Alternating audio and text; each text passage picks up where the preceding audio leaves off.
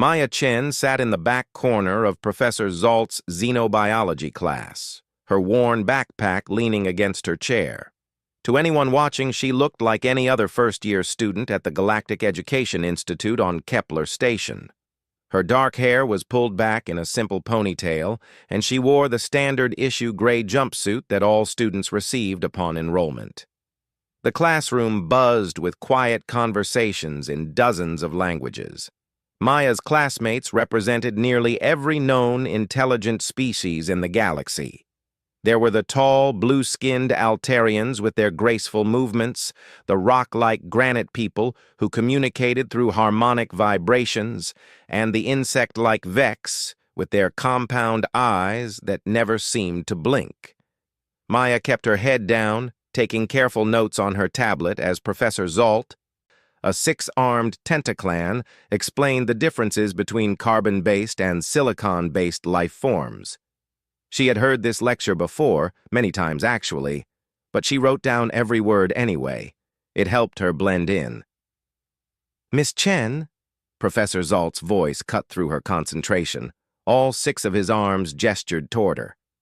"Perhaps you could share your thoughts on human physiology compared to other carbon-based species?" Maya looked up, meeting the professor's large, dark eyes.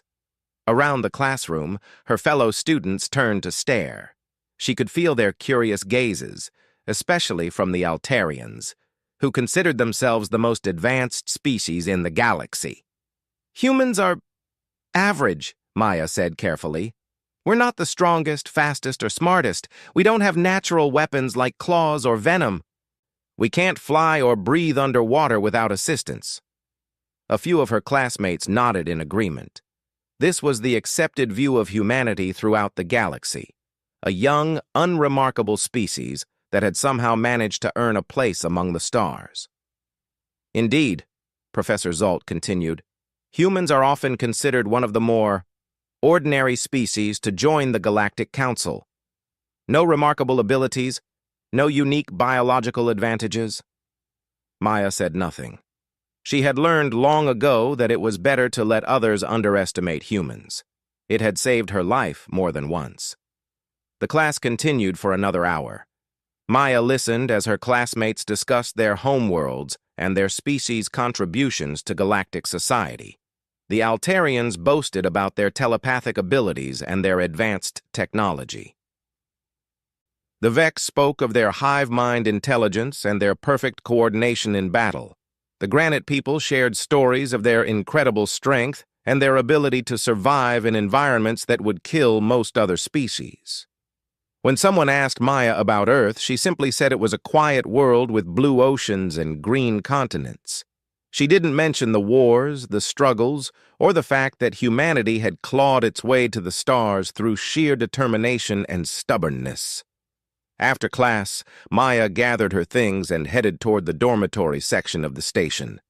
The corridors were wide and well lit, designed to accommodate species of all sizes and visual spectrums. Holographic displays showed news from across the galaxy, advertisements for various products and services, and announcements from the Institute. As she walked, Maya passed groups of students from different species. Most ignored her completely. Humans were common enough in the galaxy now that they rarely drew attention. They were seen as useful for certain tasks. Their adaptability made them good colonists, and their lack of natural weapons made them seem harmless to most species. Maya preferred it that way. She reached her dormitory room and pressed her palm to the scanner. The door slid open with a soft hiss, revealing a small but comfortable living space. The room was designed to accommodate any species, with adjustable furniture and environmental controls. Maya had kept the settings at standard human comfort levels, 22 degrees Celsius, standard Earth atmosphere, and normal gravity.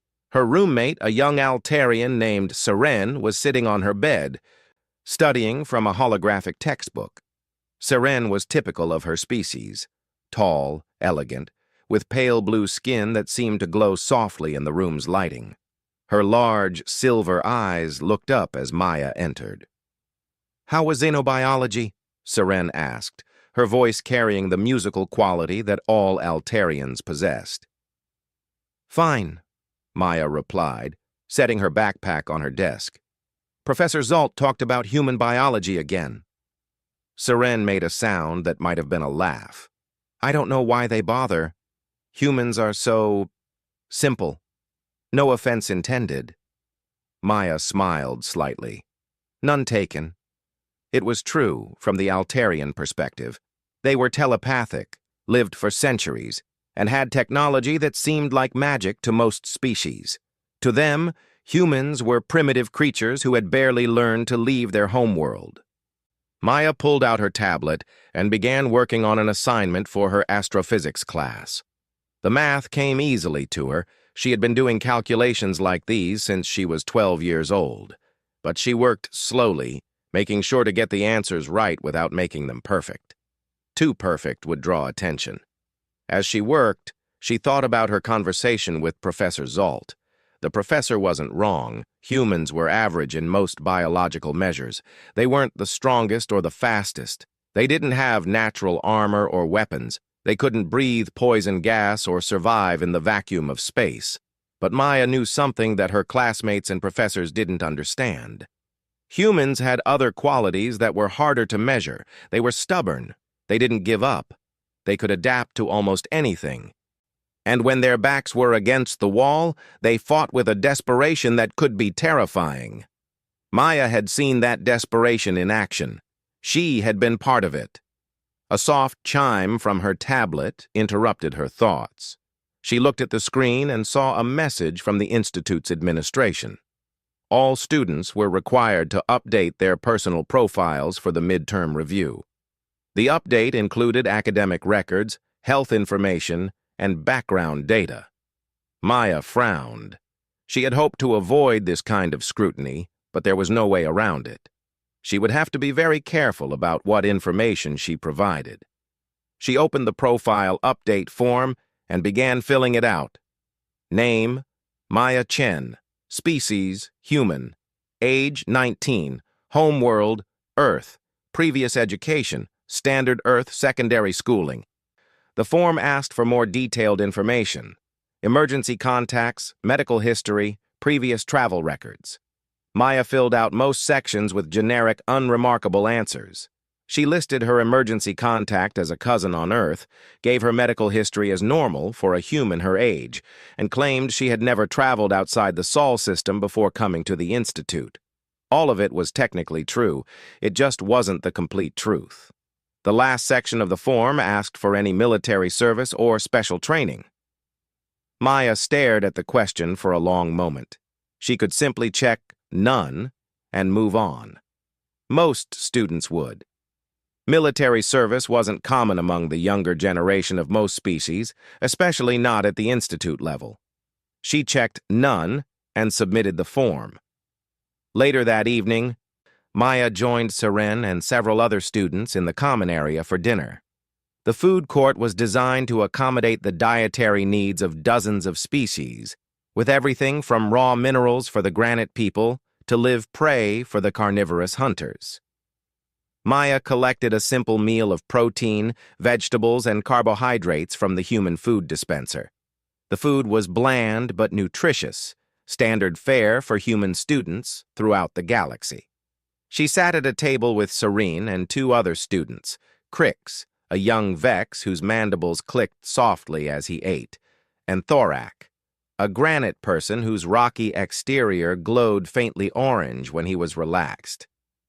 "I heard there's going to be a special assembly tomorrow," Seren said, delicately eating something that looked like glowing fruit. "Something about midterm evaluations." Crix's antennae twitched.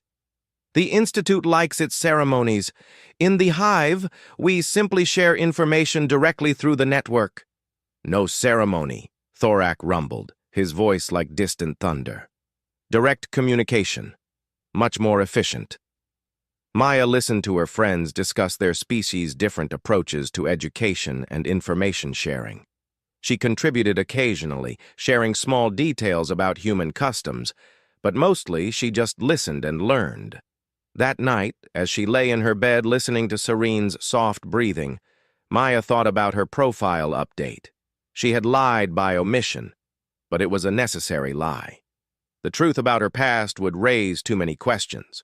Questions she couldn't answer without revealing things that needed to stay hidden. The next morning brought the special assembly that Serene had mentioned. All students were required to attend the main auditorium, a massive space that could hold thousands of beings from dozens of different species.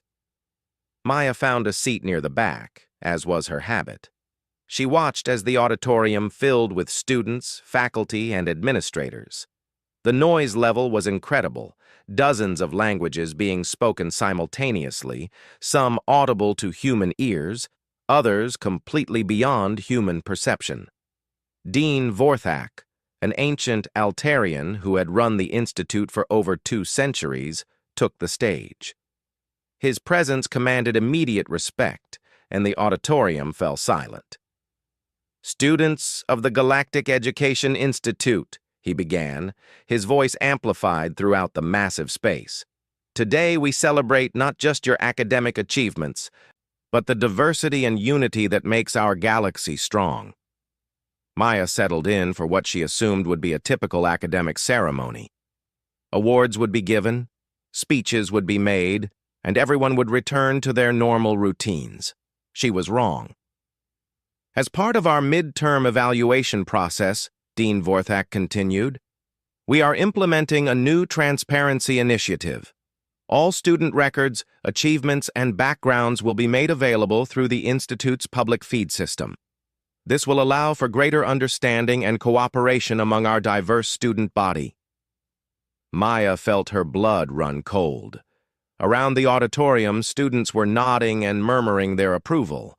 Most of them had nothing to hide. They were young beings from respectable families, with ordinary backgrounds and unremarkable histories. Maya was not like most students. "The feed will be activated momentarily," Dean Vorthak announced. "Each student's profile will be displayed for 30 seconds, allowing your fellow students to learn more about your background and achievements." Holographic displays materialized throughout the auditorium. Maya watched in growing horror as student profiles began appearing on the screens. Names, homeworlds, family information, academic records, and background details scrolled past in neat, organized displays. She counted the profiles, estimating how long it would take to reach her entry. Students were being displayed in alphabetical order by species, then by name within each species. The Altarians came first, then the various other species in galactic standard order. Humans would be near the middle of the list. Maya considered leaving, but that would draw attention. She was trapped in her seat, watching as profile after profile appeared on the screens. Each one told a simple story. A young being from a respectable family, with standard education and ordinary achievements. When the first human profile appeared, Maya's stomach tightened. She watched as David Armstrong's information scrolled past. Age 18, from Mars colony, parents were terraforming engineers. Standard education, no military service, interested in xenobotany. Then came Jennifer Brooks. Age 20, from Europa Station. Parents were traders. Standard education, no military service, studying interspecies communication. Maya realized that she was holding her breath. Her name would come up soon. Chen came early in the alphabet. And then it was there, on every screen in the auditorium. Name, Maya Chen. Species, human age, 19, homeworld, Earth. But something was wrong. This wasn't the profile she had submitted. The display continued scrolling, showing information that Maya had never provided. Military service, Joint Terran Defense Force, Special Operations Division rank, Staff Sergeant, retired.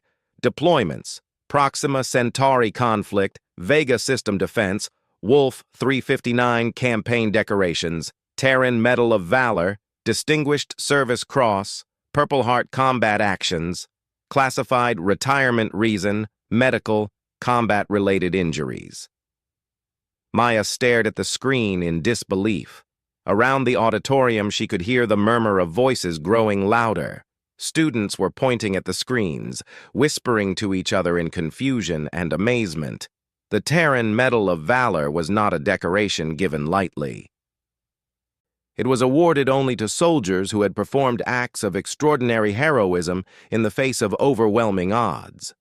Most species in the galaxy had heard of it, even if they had never seen one. "Is that real?" Seren whispered beside her, staring at the display with wide silver eyes. Maya couldn't speak. She watched as her profile continued scrolling, showing details that she had thought were buried forever. Her heart was pounding so hard she was sure everyone around her could hear it. The display showed her service record in stark detail. 3 major campaigns, 14 combat operations, wounded in action twice, seriously wounded once, retired at age 18 with full honors due to injuries sustained in defense of a civilian evacuation convoy. When the 30 seconds ended and the next profile appeared, Maya could feel every eye in her section of the auditorium staring at her. The whispers were getting louder now, spreading through the crowd like wildfire. Staff Sergeant Maya Chen, holder of the Terran Medal of Valor, sat in the back of an academic auditorium and wished she could disappear. The auditorium had erupted into chaos. Dean Vorthak was trying to restore order, but his voice was lost in the cacophony of dozens of species all talking at once. Maya sat frozen in her seat as conversations swirled around her in languages she couldn't understand. "Maya?" Seren's voice was barely a whisper. Is that really you?" Before Maya could answer, Crix's compound eyes turned toward her, his antennae twitching rapidly. In Vex's body language, she knew this meant extreme curiosity mixed with wariness. "The Terran Medal of Valor," he clicked. "In the Hive archives, there are only 47 beings in galactic history who have received that decoration. 47 out of trillions."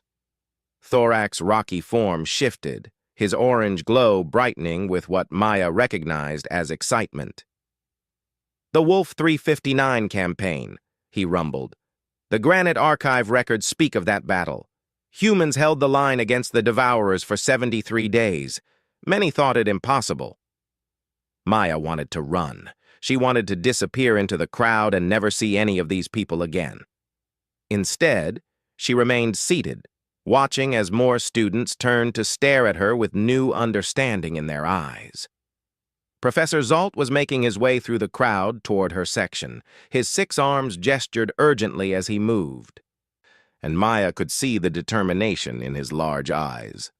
There would be questions now, questions she had hoped never to answer. "Miss Chen," Professor Zalt said as he reached her row, "perhaps we should speak privately." Maya nodded and stood up, ignoring the stares from hundreds of students. She followed Professor Zalt out of the auditorium, her 3 friends trailing behind, despite the professor's clear intention for a private conversation. They ended up in Professor Zalt's office, a cramped space filled with specimens from dozens of worlds. The professor gestured for Maya to sit, while Seren, Crix, and Thorak stood awkwardly by the door. "The records," Professor Zalt began, his voice carefully neutral. "Are they accurate?" Maya looked down at her hands. They were steady now, though she could still feel the adrenaline coursing through her system. "Yes, sir. They're accurate. The Terran Medal of Valor is not awarded lightly," Professor Zalt continued. "The citation would be in the public record. What did you do, Miss Chen?" Maya closed her eyes for a moment, remembering. She had hoped never to think about those days again, but the memories were always there, waiting just beneath the surface. "Proxima Centauri," she said quietly. "First deployment. I was 17. She could feel her friends listening intently. None of them had ever been in combat, she realized.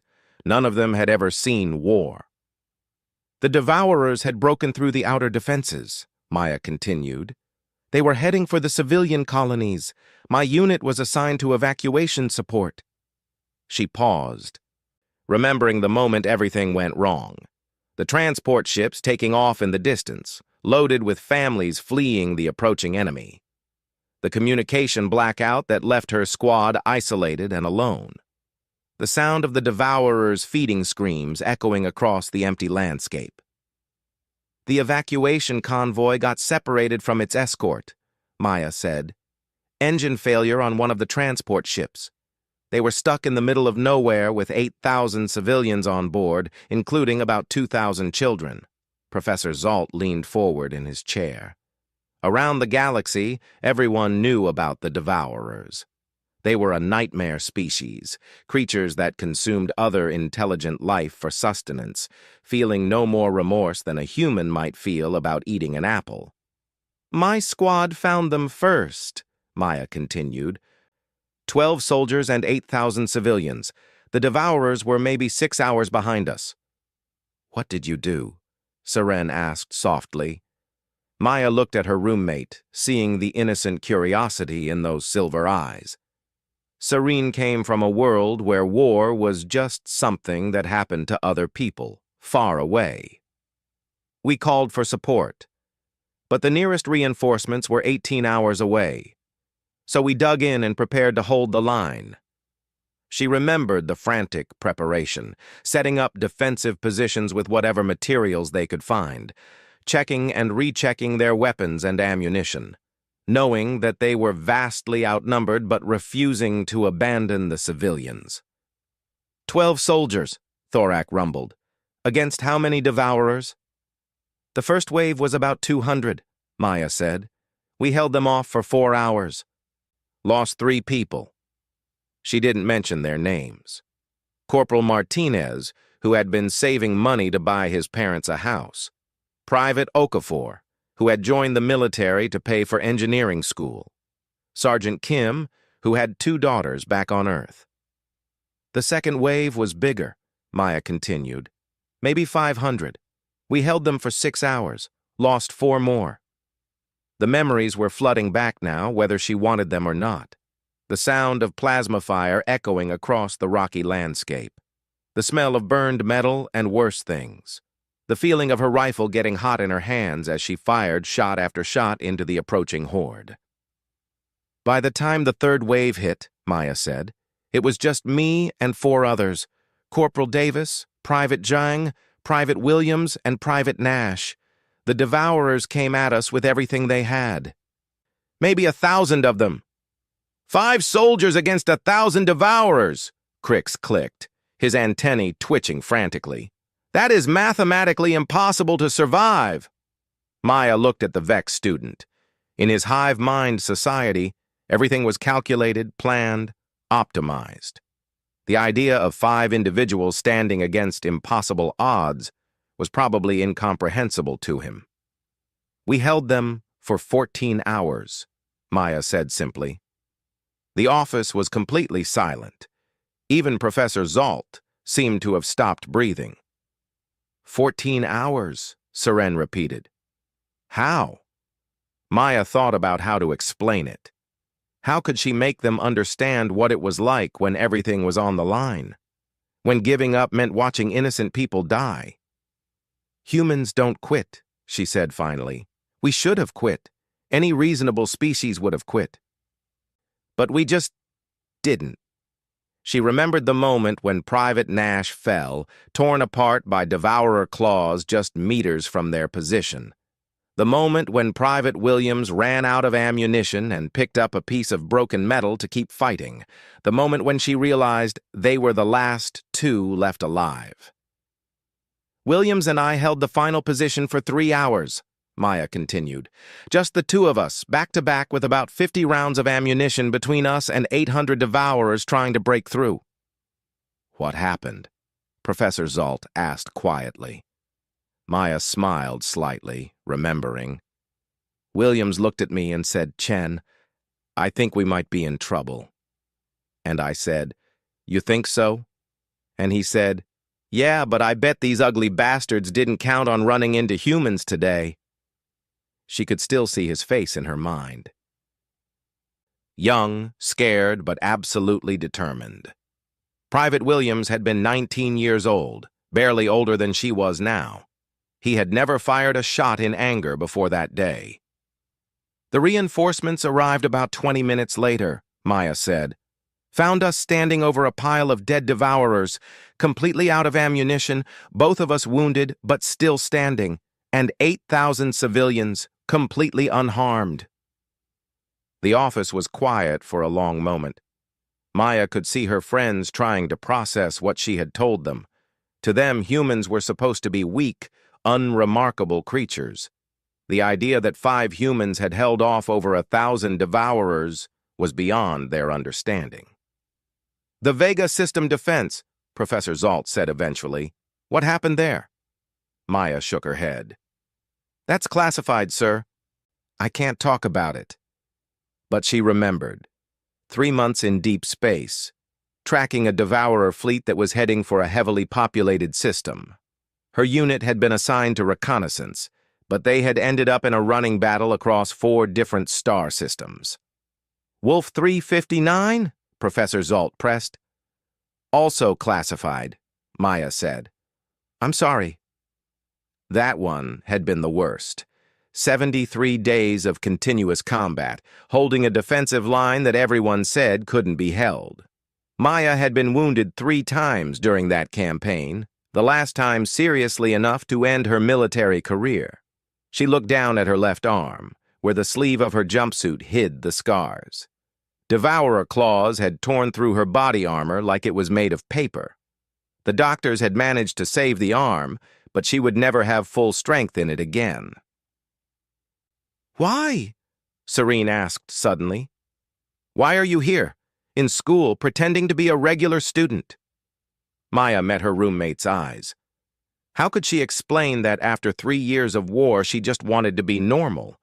That she was tired of being a soldier, tired of fighting, tired of watching friends die? "Because I'm 19 years old," Maya said simply, "and I never got to be a kid." She had enlisted at 16, the youngest age allowed by Terran law. 3 years of combat had aged her far beyond her biological years. She had seen things that most beings never saw in 100 lifetimes. "The military offered me a teaching position," Maya continued. "They wanted me to train new recruits, but I wanted to learn something other than how to kill." Professor Zalt was studying her with new interest. "Your academic performance," he said. "You've been deliberately underachieving." Maya nodded. "I didn't want to stand out. I just wanted to be a normal student." "But you're not normal," Thorak rumbled. "You are exceptional. Why hide this?" Maya thought about how to answer that question. How could she explain that being exceptional as a soldier meant watching your friends die? That being a hero meant making impossible choices and living with the consequences? "Because when people know what you've done," she said finally, "they expect you to be something you're not. They expect you to be fearless and strong and perfect. They don't see the nightmares or the guilt or the fact that you're just a kid who got forced to grow up too fast." Saran moved closer to Maya's chair. "Is that why you never talk about Earth? About your family?" Maya nodded. "My parents died in the first Devourer attack on the Sol system. I was in basic training when it happened. By the time I got the news, they were already buried." The room fell silent again. Maya could see the understanding dawning in her friend's eyes. She wasn't just a war hero. She was an orphan who had lost everything and then been asked to fight for strangers. "The other students," Crix clicked. "They will treat you differently now." Maya sighed. "I know. That's what I was trying to avoid." She had seen it before, during her brief time in civilian medical rehabilitation. People looked at her with a mixture of awe, fear, and pity. They treated her like she was made of glass, like she might break at any moment. Or they treated her like she was made of steel, like she didn't have feelings or fears. Neither was accurate. She was just a person who had been in an impossible situation and had refused to give up. Perhaps, Professor Zolt said thoughtfully.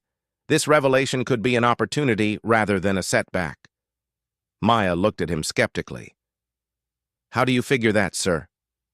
Your experiences, Professor Zolt explained.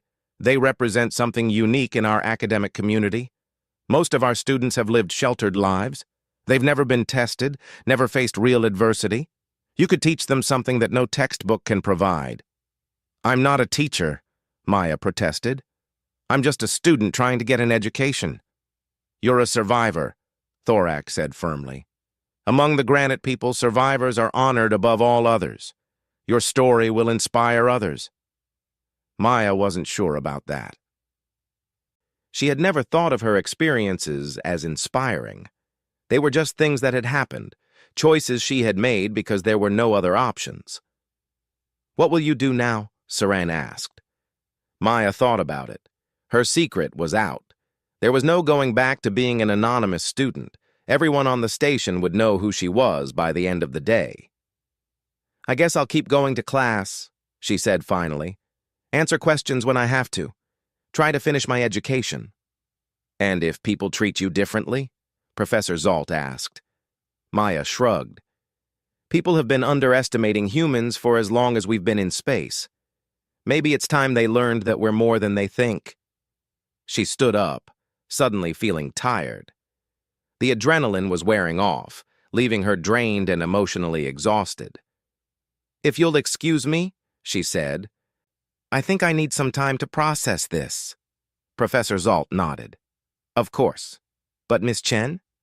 Thank you for your service, and for trusting us with your story. Maya walked back to her dormitory room, her three friends following at a respectful distance. As they moved through the corridors of the station, she could feel the stares and hear the whispers. Word was spreading fast. By tomorrow, every student and faculty member on Kepler Station would know about the human girl with the hero's medal. Maya Chen, the ordinary student who was anything but ordinary. As she reached her door, Maya turned to face her friends. They were looking at her with new eyes now, seeing her as she really was, instead of the carefully constructed persona she had been projecting. Are you going to be okay? Saran asked. Maya thought about it. She wasn't sure if she was going to be okay, but she had survived worse things than curious stares and awkward questions. Yeah, she said. I think I will be. She went into her room and closed the door, finally alone with her thoughts and her memories. Outside, she could hear the buzz of conversation as students discussed the revelation that had shaken their understanding of humanity. Maya sat on her bed and looked at her hands. They were steady now, but she could still feel the weight of the weapons she had once carried. She could still hear the sounds of battle echoing in her memory. Tomorrow would bring new challenges. Questions from professors, stares from classmates, requests for interviews from journalists who had heard about the decorated human student. But for now, she was just Maya Chen, sitting in her dormitory room, trying to figure out who she wanted to be now that her past had caught up with her. Through her window, she could see the stars. Somewhere out there were the battlefields where she had earned her medals. Somewhere out there were the graves of friends who hadn't made it home, but also out there were the civilians she had saved, the families who were alive because 5 human soldiers had refused to quit when quitting would have been the sensible thing to do. Maybe Professor Zolt was right. Maybe this could be an opportunity to show the galaxy what humans were really capable of.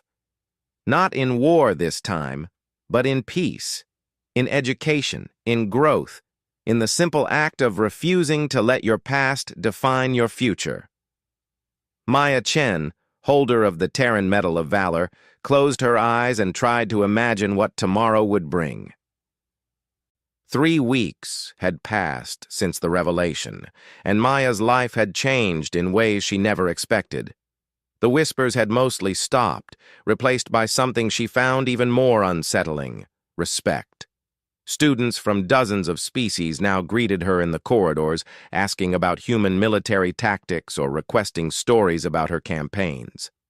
Maya had started eating lunch alone again, finding it easier than constantly deflecting questions about classified operations. She was sitting in the far corner of the food court, reading a xenobiology textbook, when the station's emergency alarm began to wail. The sound was unlike anything Maya had heard before, a deep, pulsing tone that seemed to vibrate through the deck plates. Around the food court, students from various species reacted differently. The Altarians immediately stood at attention, their telepathic abilities allowing them to sense danger before others. The Vex began clustering together, their hive instincts triggering protective formations. Dean Vorthak's voice echoed through the station's communication system. All students and faculty report to emergency stations immediately. This is not a drill. Unknown vessels have been detected approaching Kepler Station. Maya felt her stomach drop. She knew that tone of voice. She had heard it from commanding officers when situations were about to go very bad, very quickly. She abandoned her lunch and moved toward the nearest observation deck, following the flow of students and faculty. Through the massive transparasteel windows, Maya could see them approaching. 3 ships, sleek and dark, moving in perfect formation toward the station. She recognized the design immediately, and her blood ran cold. Devourers. "What are those ships?" Seren asked, appearing beside Maya with Crix and Thorak close behind. "I've never seen that configuration before." Maya grabbed Seren's arm. "We need to get to the evacuation stations, now." "But the Dean said to report to emergency stations," Crix protested, his antennae twitching with confusion. "Those are Devourer ships," Maya said urgently. "The emergency stations won't matter if they get aboard the station." The blood drained from Seren's blue face. Everyone in the galaxy knew about the Devourers, but most species had never actually encountered them. They were nightmare stories, cautionary tales told to children about the darkness that lurked between the stars. Maya was pushing through the crowd toward the evacuation assembly points when Professor Zalt intercepted her. All 6 of his arms were gesturing frantically. "Miss Chen," he said, his voice tight with controlled panic. "Dean Vorthak wants to see you immediately. The station's defense coordinator wants your assessment of the threat." Maya followed Professor Zalt through corridors that were filling with frightened students and faculty. The normal academic atmosphere had been replaced by barely controlled chaos as beings from dozens of species tried to understand what was happening. They reached the station's command center, a sophisticated facility that Maya had never seen before. Banks of monitors showed the approaching ships from multiple angles, while holographic displays tracked their movement and analyzed their capabilities. Dean Vorthak turned as Maya entered, his ancient Altarian features creased with worry. Beside him stood Commander Thex, a grizzled granite person whose rocky exterior was glowing dark red with stress. "Staff Sergeant Chen," Commander Thex rumbled. "Your assessment?" Maya studied the displays, her military training automatically cataloging threats and capabilities. The 3 ships were smaller than the typical Devourer fleet vessels she had encountered during the war, but they were moving with the purposeful coordination that marked an organized attack. "They're scouts," Maya said after a moment. "Advanced ships testing the station's defenses. The main fleet will be behind them, probably still in hyperspace." "How long do we have?" Dean Vorthak asked. Maya calculated quickly, remembering Devourer tactical doctrine from her years of fighting them. "Maybe 2 hours before the main fleet arrives, those 3 ships will probe the defenses, identify weak points, and transmit that information back." Commander Thex's glow darkened further. "The station's defensive systems are designed for deterrence, not warfare. We can handle pirates or smugglers, but not a Devourer fleet." "What about the Galactic Defense Force?" Professor Zalt asked. 48 hours away," Commander Thex replied grimly. "Even if we send a distress signal immediately." Maya studied the tactical display, her mind automatically falling into patterns she had hoped never to use again. She could see the station's defensive positions, the evacuation routes, the critical systems that would need to be protected. "How many people on the station?" she asked. 57,000, Dean Vorthak replied. "Students, faculty, and support staff." Maya closed her eyes for a moment, remembering another evacuation, another impossible situation. 8,000 civilians and 12 soldiers. This time it was 57,000 civilians and herself.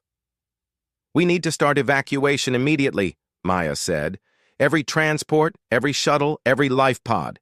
Get as many people off the station as possible before the main fleet arrives." "The evacuation will take at least 8 hours, Commander Thex protested. "We don't have 8 hours. "Then we buy time," Maya said simply.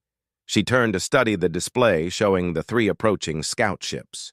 They were still an hour out, moving carefully and scanning everything in their path. Standard Devourer reconnaissance procedure.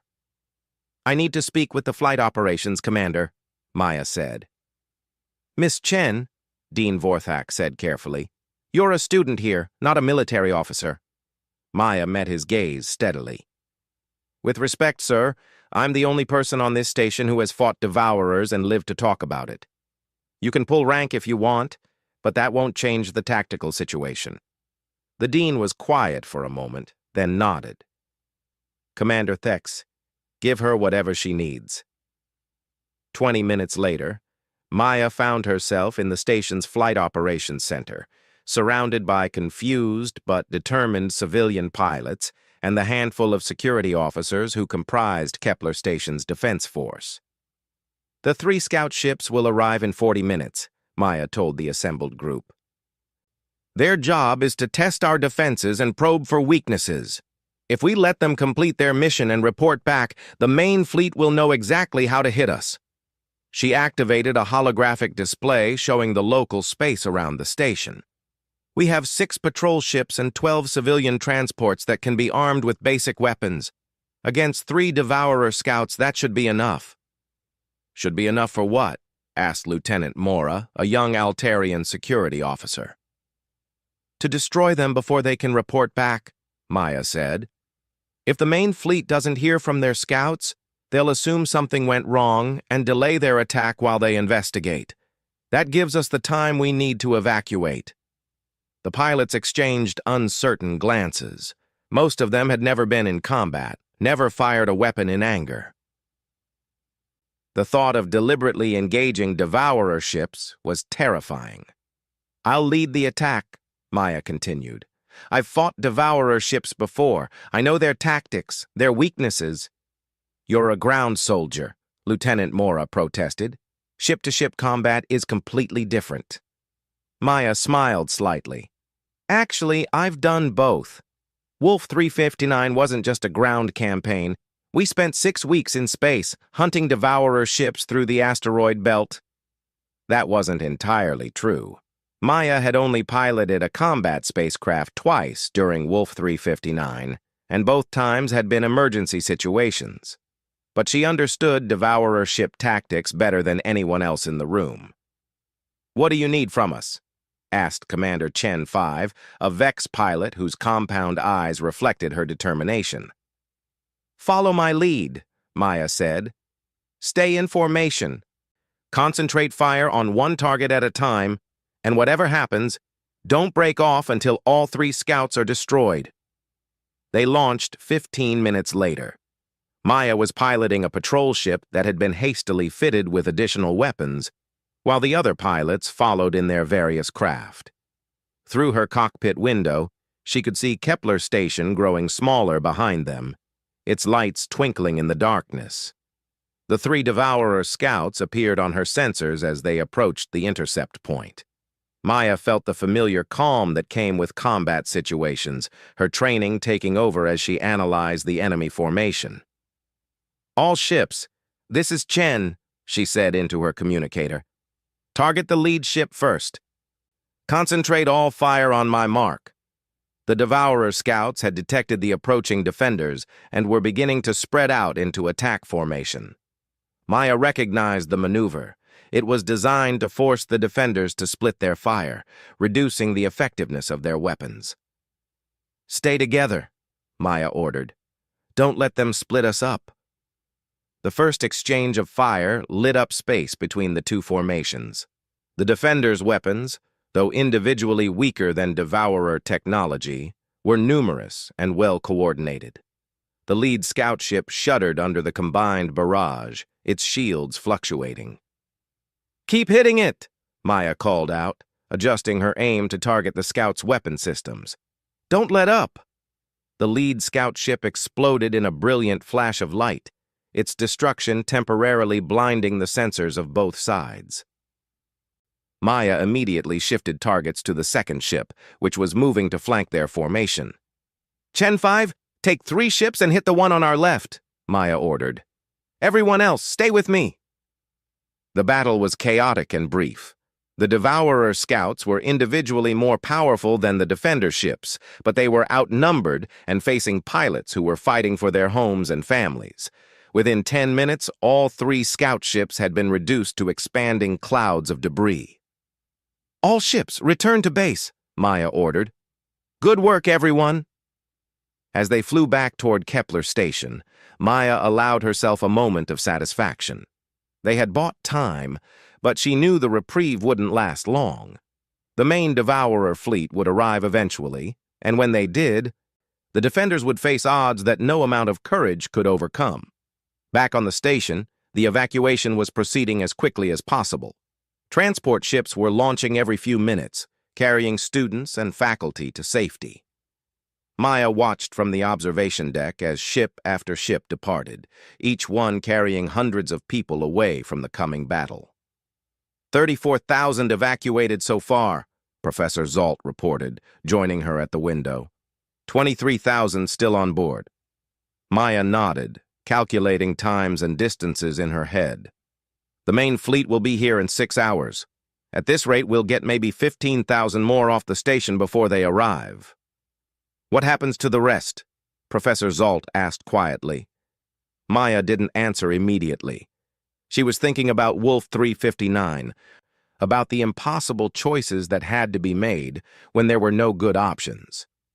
"Someone stays behind and holds the line," she said finally, "buys time for the evacuation to continue." Professor Zalt's 6 arms gestured in what Maya recognized as Tentaclan distress. "You're talking about a suicide mission." "I'm talking about doing what's necessary," Maya replied. "The Galactic Defense Force will arrive in 48 hours. If we can hold out that long, everyone gets saved." They stood in silence for a moment, watching another transport ship disappear into hyperspace.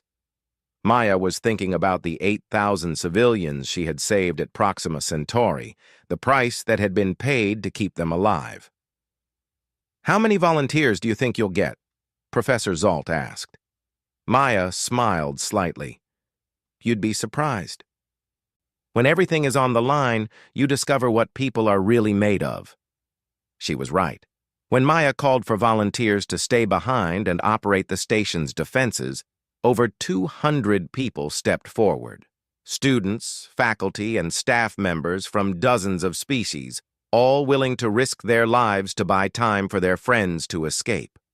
Seren was among the volunteers, along with Crix and Thorak. When Maya tried to convince them to leave on the next transport, Seren simply shook her head. "You taught us something important," the Altarian said. "Humans aren't the only ones who don't give up." They had 4 hours to prepare. Maya organized the volunteers into teams, assigning them to defensive positions throughout the station.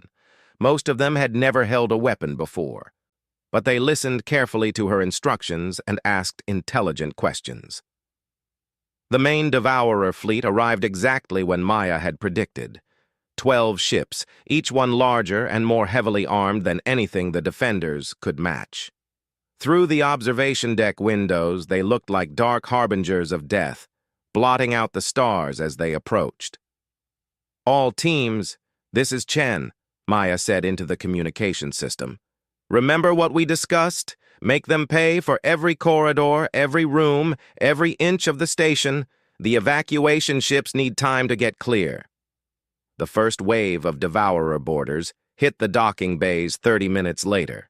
They came in force, expecting minimal resistance from what they assumed was a helpless academic station.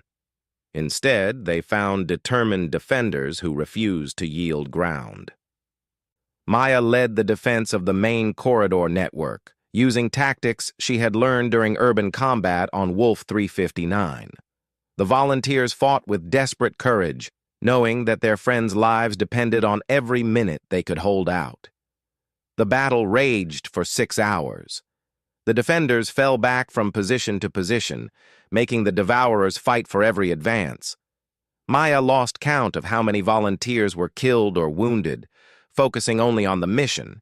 Buy time for the evacuation.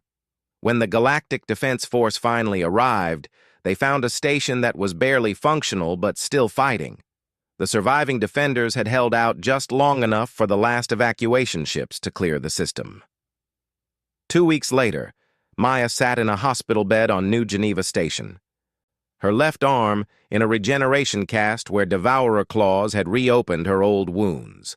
Through her window, she could see the rescued students and faculty going about their daily lives, alive because 200 volunteers had refused to quit. Dean Vorthak visited her on the 3rd day. The ancient Altarian looked older than she remembered, but his eyes held a new understanding. "The Galactic Council wants to offer you a commission," he said. "Fleet Admiral, with your choice of assignment." Maya shook her head. "I'm honored, but no thank you. I'm still a student, remember? After what you did? Miss Chen, you saved 57,000 lives." Maya thought about that. It was true, but it wasn't the whole truth. She hadn't saved those lives alone. 200 volunteers had saved them, along with the pilots who had destroyed the scout ships and the transport crews who had risked their lives to evacuate civilians under fire. "We saved them," Maya said. "All of us together."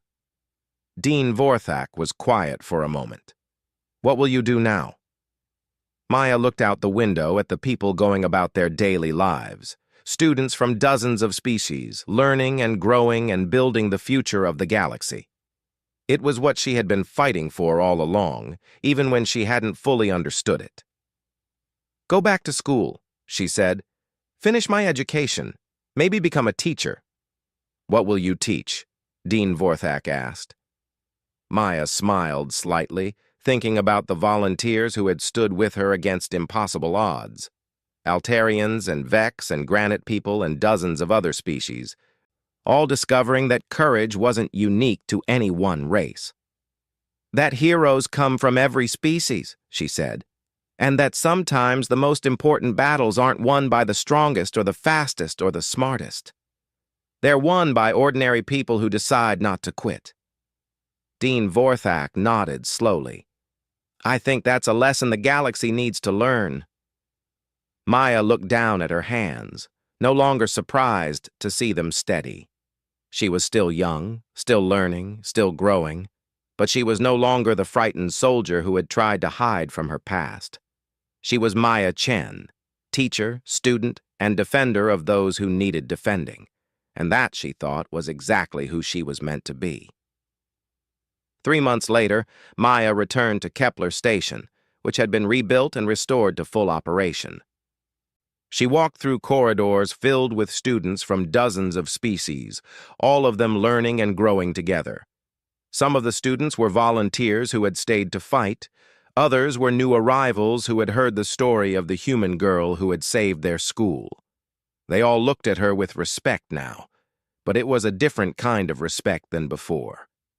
They saw her not just as a war hero, but as someone who had shown them what they could become when they refused to give up. Someone who had proven that courage wasn't limited to any one species, and that ordinary people could do extraordinary things when they worked together. Maya Chen, holder of the Terran Medal of Valor, walked into her advanced xenobiology class and took her seat in the front row. She was ready to learn, ready to teach, and ready to show the galaxy that the best of humanity wasn't found in its weapons or its technology.